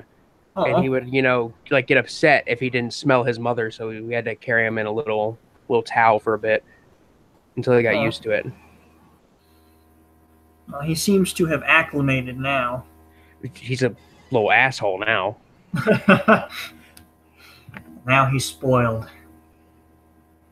Shh. You don't know, man. You do not know. Oh, yeah? Is it bad? I mean, I spoil him. I got him Christmas presents, and I didn't get the other dogs anything. Holy shit. You didn't get the other dogs anything? I don't like those other dogs. Really? Why? They're a couple of bitches, literally and figuratively. I don't like them. They smell, and they are annoying. Just not good personalities? I think that they're just, like, insufferable, because they always want to just, like, jump and be all over the place, and Rocky's just, like, kind of chill. But they always want to be all over the place, running around. My biggest problem with them is that they smell and that they, like, piss on everything. Oh, God, they piss on everything? Yeah, just about. And yet Rocky was the one who pissed on your DVDs. Well, Rocky hikes his leg, so he actually has to find something to piss on. Huh. Like the classic fire hydrant. Yeah, Charlie loves the fire hydrants. The classic. We got him Christmas presents. We spoil him. I'm not going to lie about it. We treat him like a child. Well, it may as well be. Yeah. And you know what? I like dogs better than children because they're cheaper. And, they're less work. Look, I will say it right now. I hate kids. Like, absolutely with a passion. Hate children. They're so annoying. I hated kids when I was a kid. And there are moments where I look back. There are moments, and I've been saying that too. I've been saying that since I was like 6, that I hate kids. Damn. And the thing is, I'll even look back at my life and realize there are moments where I'm like, man, I hate kids. They're annoying. But I also did stupid, annoying shit too. And I'll be like, oh, God, I couldn't even help it. I know. Kids are fucking cringy, man. Yeah. Like, it sucks. Like, you're cringy for a long time. Like, even, like, into high school, you're still cringy. And you don't even know it. That's the shitty part. I'd argue that in high school is when it gets worse. I think you're right. Because when you're a kid, it's kind of innocent, Even cute. But when you're in high school, it's just full-on cringe. You should know better when you're in high school. Like, I wasn't a brony until I was in high school, and I fucking regret every second of that. I was cringy as hell in high school as well. Yogurt I don't like cannon. to think about it.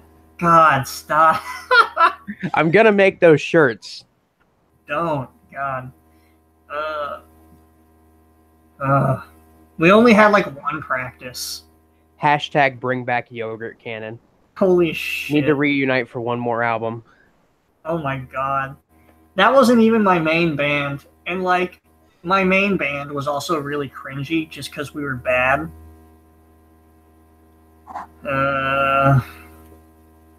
Yeah, I don't like to think about it.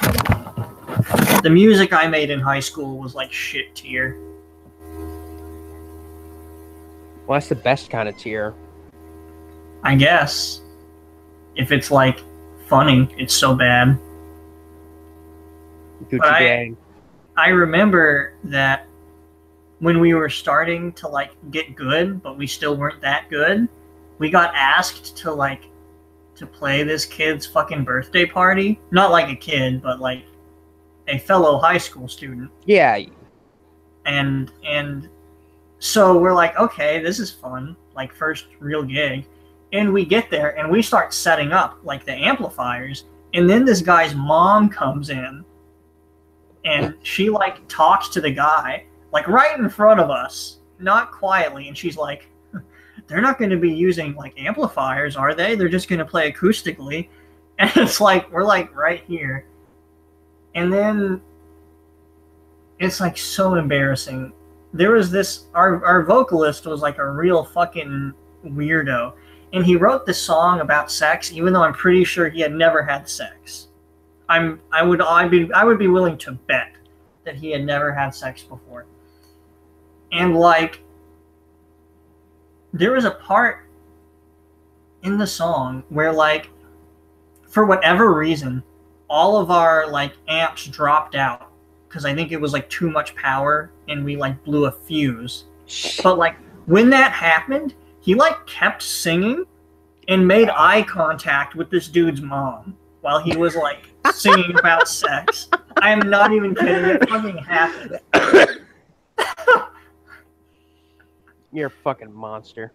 It was bad, and he was also the bassist, and he was fucking horrible, and he was like obsessed with pornography, and he kept wanting to put what he called like porno bass solos into our songs, and it was just really weird. We had to fire him because he was really bad. I'm telling you, we should start a band. We should. I'll do vocals because I can't do vocals worth shit. And Okay, we'll start that's a good. death metal band. I like it. I was in a death metal band called Orgasmic Dysentery. I'm making shirts for both these fucking bands. And I'm going to make sure that Orgasmic Dysentery is impossible to read. Good. That's the way it should be for a death metal band. Fucking all of these memories coming back. We had one song called Demon Fetus. All right. I can roll with that. It was bad. Of course. We should start a band though. I'm telling you, we need to start a death metal band called the Tongue Eaters. Oh, that's pretty cool. The Tongue Eaters. And we should and our shtick should be that like we look like just a normal rock band. Like like the album art is just gonna be like basic ass shit, and like the text is gonna be very readable. It'll just be like us, like standing against a wall or something. Yeah, it'll just be like the most basic ass cover for the albums, and it'll look like just like an indie rock kind of like maybe even folk rock kind of album. And then they put it on, and it's just like it's just some really heavy shit. That's fucking hilarious. It's like the opposite of what Ghost does. Yeah. Yeah.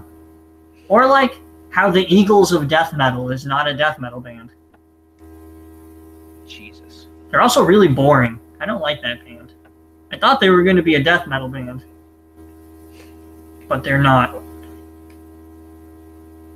Not even close. But yeah. I'm still waiting for that new Ghost album. Is there a tentative release date even?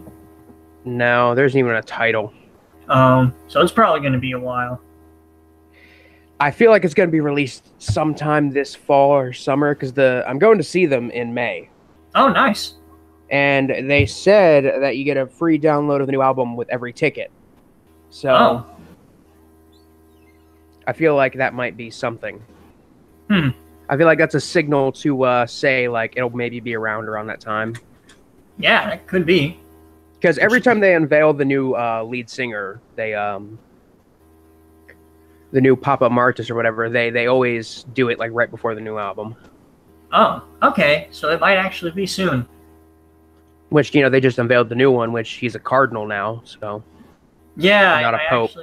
I heard about that, which is interesting. They're trying to give it a plot, and I love it, honestly. It's cool. I thought that whole financial scandal thing might have... I thought it might have killed them, but no, they are still rolling somehow.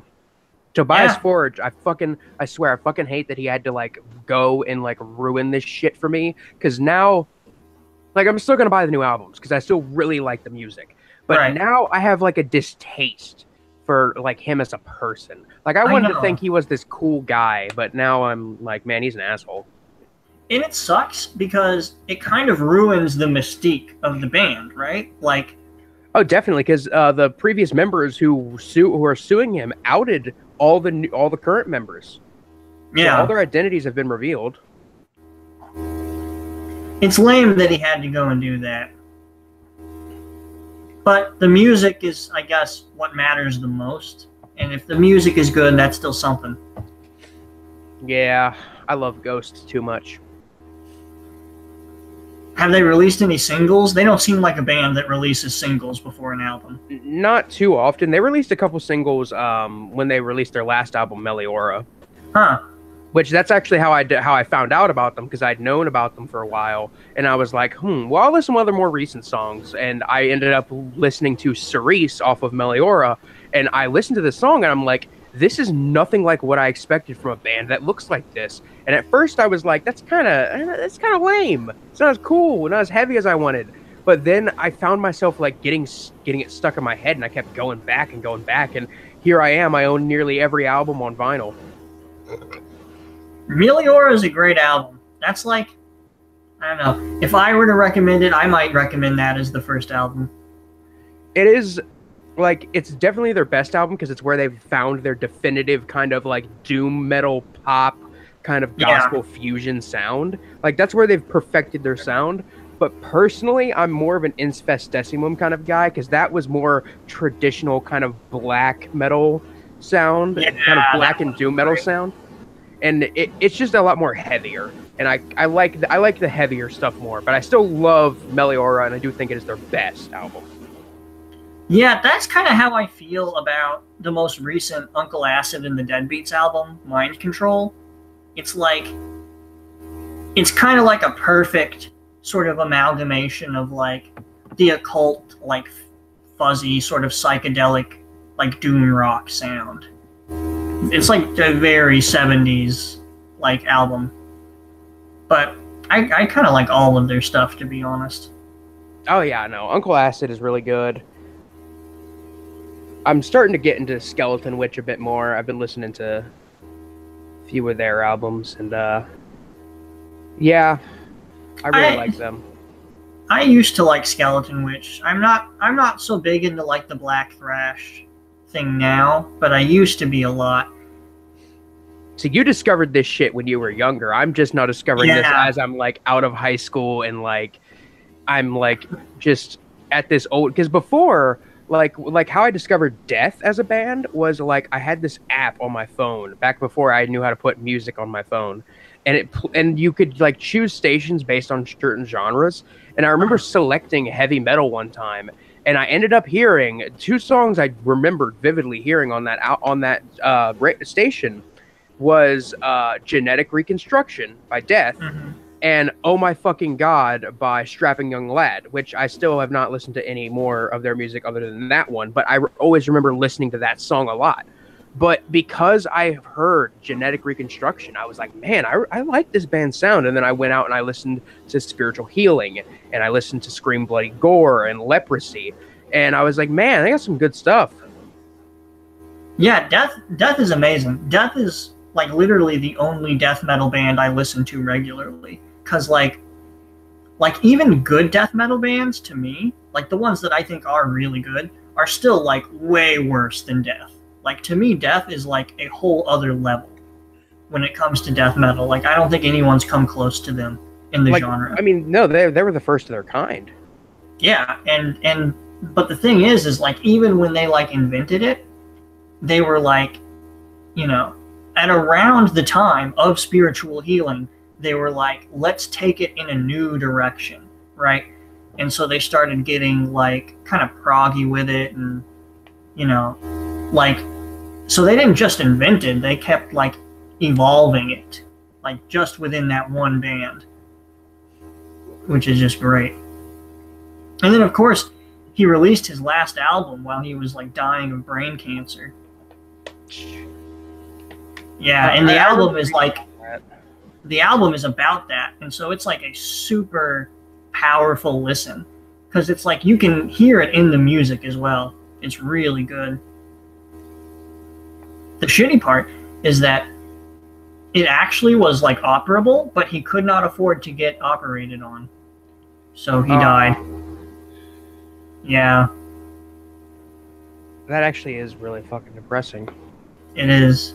And funny enough, the lead singer of the Red Hot Chili Peppers was apparently a huge fan and like was trying to raise funds before he died.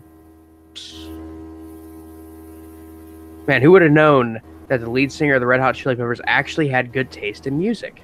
Yeah, because I think their music is like terrible. Like, well, okay, I'm not gonna sit here and lie though. I like Under the Bridge and like, you know, the radio songs that are like really popular that they play. I like those.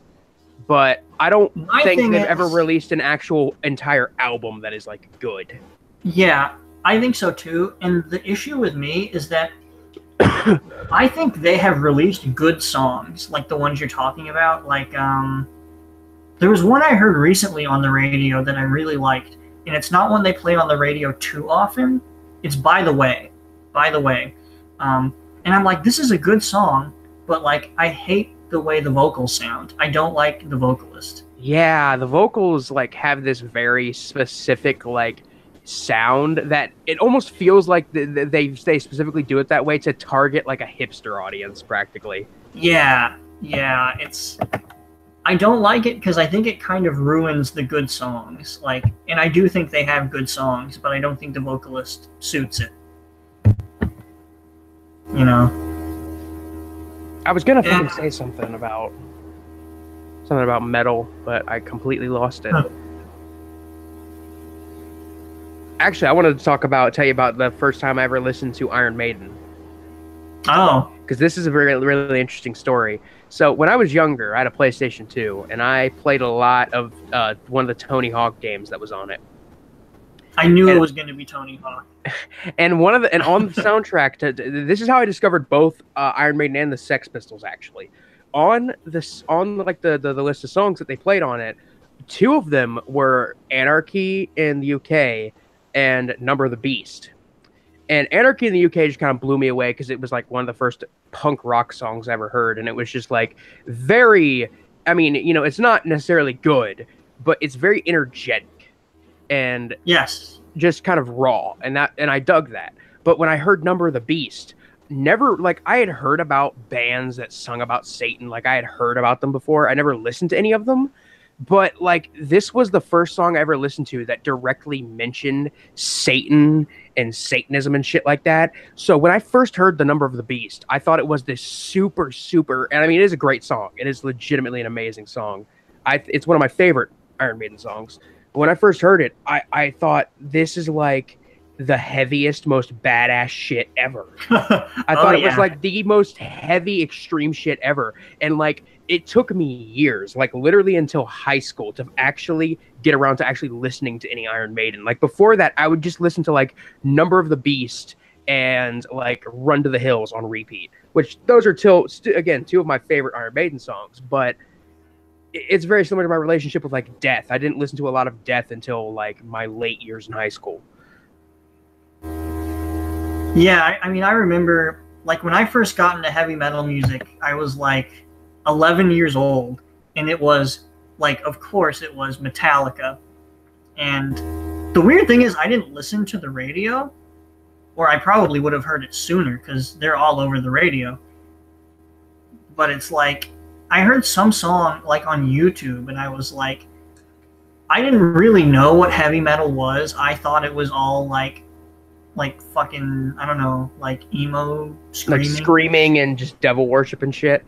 Yeah, and I was like, and I heard one of the Metallica songs they did with like an orchestra, and I'm like, this completely subverts all of my expectations. Like, this could not be more different than I thought it was. Like there's a song, and I don't like Metallica now really, but at the time it was like totally different than anything I heard. And then for a while it was just like the classics, like them and Black Sabbath and Iron Maiden, of course, and Pantera, which I'm glad I grew out of because Pantera I think is really obnoxious. I mean, redneck metal. I could definitely But agree with Dimebag that. Darrell is an amazing guitarist. He is. No, I And can he's- agree with all of that, but I can still really get down to This Love and Cemetery Gates. Cemetery Gates is a great song. Like, I don't like Pantera, and I think they're bad, but I think Cemetery Gates is actually like an amazing song. Like, it's better than anything they've ever done. It's like really, really good. It's jarring how of quality it is. It is, right? Like, because then you're like, wow, Pantera, what else have they done? And it's like, And it's like, oh, Cowboys from Hell. And oh. like again, those are songs like I can still get down to a lot of their music and get into it, but I can't like get into it like I did when I was younger. You know, Yeah. I can't put on like fucking Hostel or Goddamn Electric and get down to it like I used to. And I mean, I could, and that's what's jarring is that, like, I could still get down to Cemetery Gates. Like, it's still good today. Yeah, Cemetery Gates, I would argue, has aged pretty well. It's aged very well, and it's surprising because none of their other music has aged that well. But, so it was them, and then, like, shortly after, I was like, let's get something a little more, like, extreme. And then it was, like, Electric Wizard and Celtic Frost were, like, my next. I need to get into some Celtic Frost because I know that they were, like, very early, like, black metal. Yeah. I'm telling you, Celtic Frost, like, if you listen to the right album, because they have done, like, one or two bad albums, but Celtic Frost is really good. Yeah, I've been enjoying a lot of Bathory lately as well. Yeah, Bathory, of the early black metal bands, Bathory is the only one that's, like, really black metal. Like, Venom and Celtic Frost, I would say not really so much. Bathory is, like, pretty much, like, similar enough to even what we would consider today. Like, you know, that first album is raw as hell. Like, you know that. It sounds like it was recorded with a fucking tin can. Like, it is. It does. It's very similar to like how every song from the Misfits has that very rough sound to it. Mm-hmm. Early Misfits, anyway. Yeah, before they got really big and corporate. Which even after when they got corporate, I still like songs like Scream. Like I still like that song. I mean, actually, Michael Graves' Misfits is my favorite. If I'm going to be honest, like the post Danzig Misfits, I like better. I can honestly agree with that for the most part. Like. The songs are Definitely. better, I think. Like, and once Danzig came back recently, they just sound like they're forcing it, and it's just sellout shit. Oh, I remember you told me like they did a Friday the 13th song or something. Yeah, Friday the 13th, Nightmare on Elm Street, and like I think they might have done a song like Halloween, and it's just like you guys were making songs like Last Caress and making songs named after Ted V. Michaels films. Yeah. Now you're doing it based on mainstream horror. I mean, look, it's not like these films aren't great, because they are. They're good for what they are. But, come on. You grew up. You guys started doing obscure shit. Yeah. Like, it's just disappointing. I don't know. But, like... I lost my train of thought completely. But yeah, rough recording can be good. I think in the case of early Misfits, it is good, but have you listened to the second Bathory album yet? Bloodfire Death? I think that's the third one. Oh, I've been listening to Bloodfire Death recently on a repeat quite a bit, because I really like Bloodfire Death. I think Bloodfire Death is my favorite, if it's the one I'm thinking of. Is that the one with Fine Day to Die on it? Yeah, that's I fucking love Fine Day to Die. Dude, that album, like, I don't even listen to that much metal anymore. That album is, like, next level. It is really good. Fine Day to Die is a great song. That was, like, probably, like, some of my first black metal stuff, and I was like, damn, this is, like, I need to get into more black metal. And then, of course, all the other black metal sounds, like, pretty different. But Bathory is really, really good. And then they, you know, at some point they stopped being black metal. And they became like Viking metal. Yeah. Which I like less, but I think it's all still good from what I remember. I haven't listened to the later stuff in a long time.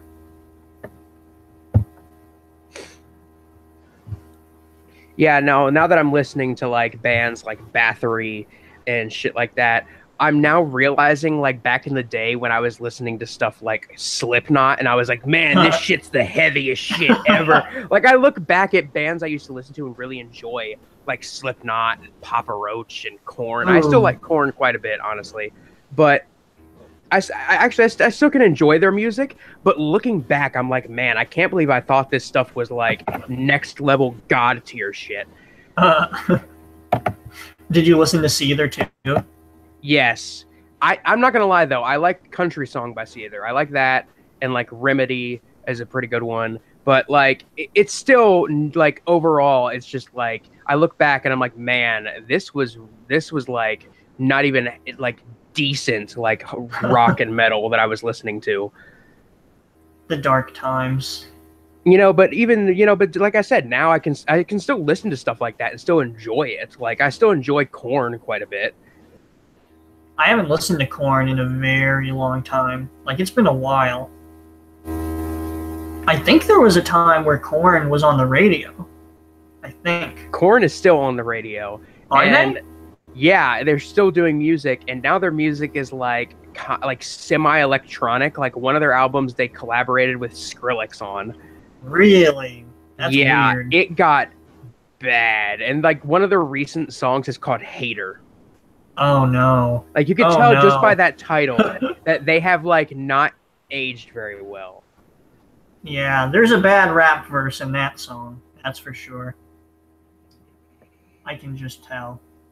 God. That's like Nickelback tier. Yeah. And I have a friend, too, who unironically loves Nickelback, and he's just like, they're actually a really great band. You just have to sit back and listen to their music. I'm like, dude, I did. And they're literally like a shitty ripoff of Nirvana. Yeah. Is that the one person at your work who, like... No. Actually, I'm talking about Jaleel. Oh, no! Yeah, that's Jaleel. He legitimately thinks that their music is great. And that the only reason that people hate them is because it's because it's cool to hate them. But it's like, I've actually listened to their music, and, like, other than, like, Rockstar, which is a half decent song. And again, that's one of those songs that's like, yeah, I look back and I'm like, that song's pretty fucking cringy, but I can still enjoy it, kind of. I still sit here and I think, man, this is really fucking bad. Yeah. Like, he owns every single Nickelback album. Does he really? Yes. And God damn. And when he shared the post they put out on Facebook when they announced, like, one of their recent albums called Feed the Machine, and he was like, "Oh, this is gonna be so good," and I commented on it, and I'm like, "Yeah, if the machine is a fucking garbage compactor." Nice. Damn. He just told me to fuck off. Feed the machine. Nickelback. Yeah, so there you go. Now there's another really cringy thing about Jaleel. Damn. I kind of wish I had known this dude. Like, that person that you work with, though, that's, like, next level. Wait. Which one was that? The cringy, like... Oh, the Rick guy and Morty one. Yeah, Big Bang. Yeah. Honestly, when his phone went off that day, and I heard that ringtone of Wubba Lubba Dub Dub, I fucking froze in my tracks, and I was like, don't fucking tell me that this dude who watches the Big Bang Theory as he's at work and likes rap music and says he's a gamer but he only plays Call of Duty has a fucking Rick and Morty ringtone. Don't fucking tell me that. And yeah, it's all true. I wish I was making it up. I really wish I was. I would be willing to place a bet that at some time in his life, if not right now, he has owned a shirt that says "Gamers don't die, we just respawn." He probably has. Like, I'm sure of it. Like, actually, there was one time when I was streaming Dead Island with Damon, and this dude was in the chat, and we were, like, kind of chatting it up with this guy. And then he sent me a friend request on PSN, and I was like, Damon, somebody just sent me a fucking friend request, and their profile picture was just a image of text that says I'm a gamer. I don't have one life. I have many lives. And Fuck. and we both laughed, and we were like, "Man, that's super fucking cringy." And then the dude in the chat was like, "Yeah, that was me." And I was like, "Oh." And I like apologized a million times for fucking laughing at him. That's fucking great. Yeah. And I apologized like a million times, and I told Damon that, and Damon was like, "No, I still stand by what I said." Shit. Damon's not sorry. And then he retracted his friend request. Fuck. Which Damon and I have actually been playing Far Cry 5 recently, and we're thinking about streaming it. Nice. Because, how is Damon? He's doing fine. He's living his life, living the dream. Yeah, I it's don't like very to talk good. about his personal affairs because he's insecure about it. So I mean, it's fine. I was just asking how he was. no, he's doing good.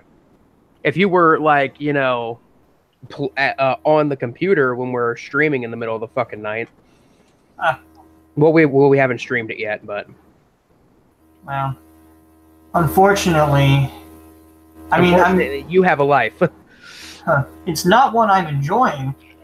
When I graduate, I'll just have work, and so, you know, I'm hoping I'll have more free time for stuff like this. Because right now it's just like the end of a semester is always extremely busy, but this is like the end of my last semester, so there's that much more to do, and it's killing. And I'm taking more classes than I normally do, so I can graduate on time. I mean, I say on time. This is my 5th year of school. Like, yeah. See, this is why I'm kind of happy I haven't decided to go to school yet, because it sounds horrible, but I know I'm gonna have to do it eventually. it's stressful. I mean, not necessarily that I have to do it, but I kind of want to, just because I'm not gonna make it if I don't really graduate or do anything. What are you thinking of doing for a degree? See, that's the thing. I want to go for filmmaking, but like at the same time, I always hear that I've heard from a lot of different people, you know, different things about studying film, and I've heard from some people that it's like a great way to really learn new things and learn how you can fix very easy mistakes when you're shooting a film.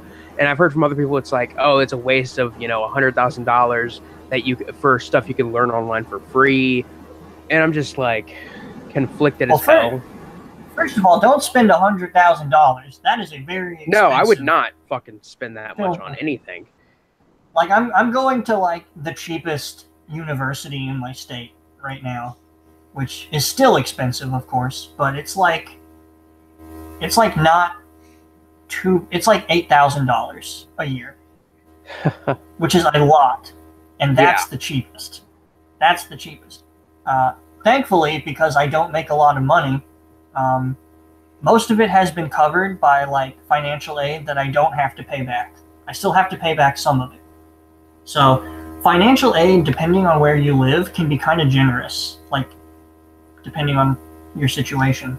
But oh yeah, I don't know. At this point, I'm gonna say that like because I'm doing like film in English literature, and I'm gonna say I don't regret it. Because the things I've learned have been very enlightening, and like I'm happy with like the education I have gotten, like very happy. You know, I like the dude who wrote Deadly Blessing was one of my teachers, and you know. And, I mean, no, that's something that's like really cool, and I tell people about that all the time, like. And so yeah, I don't regret it. Like I have learned a ton, and it is great, and I've learned a lot about myself. Which is good, and I've learned a lot about making and writing movies, which is great. And but I will say, like, now that I am like, you know, realizing that I'm going to graduate, and I'm really only qualified for the same kind of work I have been doing, like, you know, in this area.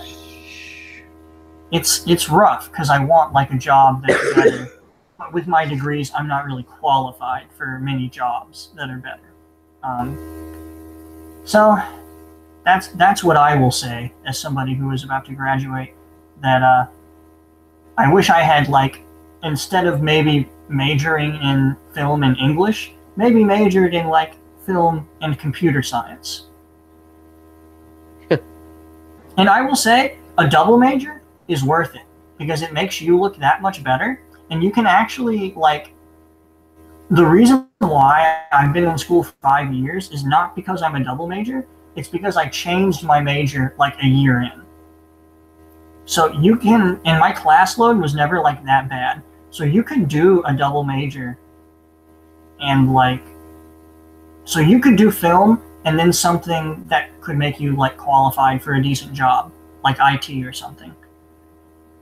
Like, that's maybe what I would recommend. But that's just me. And that's if you decide to do it. Which if you want to, you should. If you don't want to, you know, maybe not. Don't you have a study group to be getting to? I do. I don't have to be there till 9:30. So I planned on stopping like at 9. And that'll give me a decent amount of time to get there. But yeah, it's for Spanish, which is the bane of my existence. And I hate it because I like the Spanish language, but the class is fucking destroying me. Like, destroying me. I mean, but yeah, it is not pleasant. It's not at all. And I hate speaking Spanish. But yeah. Yeah, I'll head out. All right. Well, this is the end of the stream then. So I'm not even gonna do the signing off. I'm just gonna fucking end this thing because I don't even want to. I don't even want to be formal with it. Fuck it.